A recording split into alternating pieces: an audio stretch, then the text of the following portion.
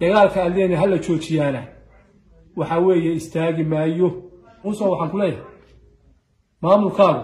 nabadna waa ku baaqaya madaafiicna dadka ula dhacay bal adigu labadaas waa fiji maanta aan cadeynaya in la ascaanood waxa weeye saddexdii shay ugu dambeeyay oo maanta dagaal ka soconayo dagaalkaas oo runtii dagaal aan wax allaaliyo wax shacabka reer ascaanood loo reebtay aan jirin madaafiic lagu garaacayo hubka noociisa kala duwan nooc kasta oo hata lagu garaacayo aan loo aabayeelin goobiga caafimaadka masaajidadii guriyihii shacabka kaalmihii shidaalka iyo dhammaan adeegyadii bulshada shirkadii biyaha iyo taangiyadii intaba dhulka la dhigay madaafiicda iyo hoobayaashaasna waxa soo tuuraya oo dadka sidaa u gelaya oo duulaanka ku haya waa maamulka Soomaaliland weey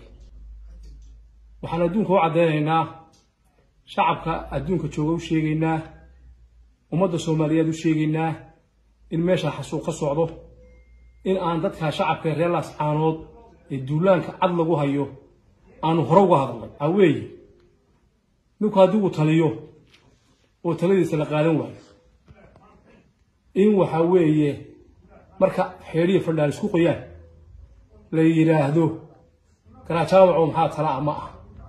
quraan uga hadalay waxaanu ciidamada Soomaaliland ka bixin oo guryahooda ku noqday waana laga diiday maanta halkaas maraysa salaadiinta soo hadlay ee media ka hadlay ee nin iyo nin aanu garanayo waa mahadsan hadaa doonaysa in hadal ka dhaco waa in ciidamada Soomaaliland ay oo ku noqdaan hadii ayna oo ku noqon waxaad ogaataan dagaalka lagu soo qaaday ee dadka lagu xasuuqay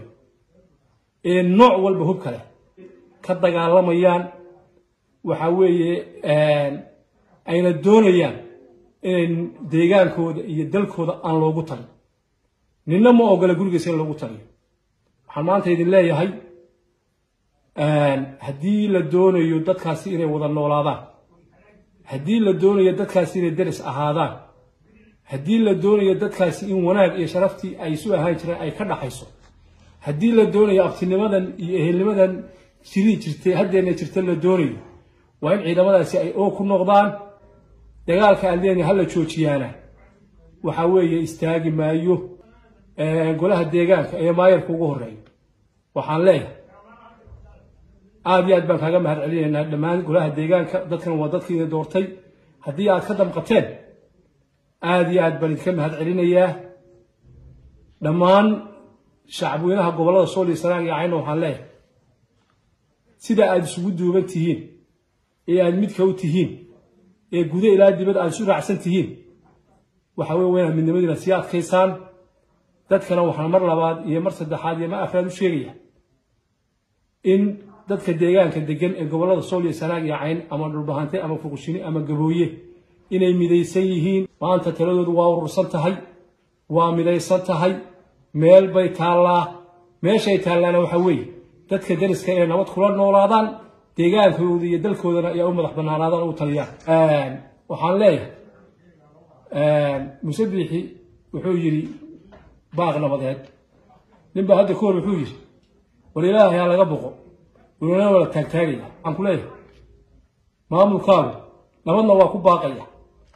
madaafiicna dadka ula dhacay bal adigu labadaas waa fiji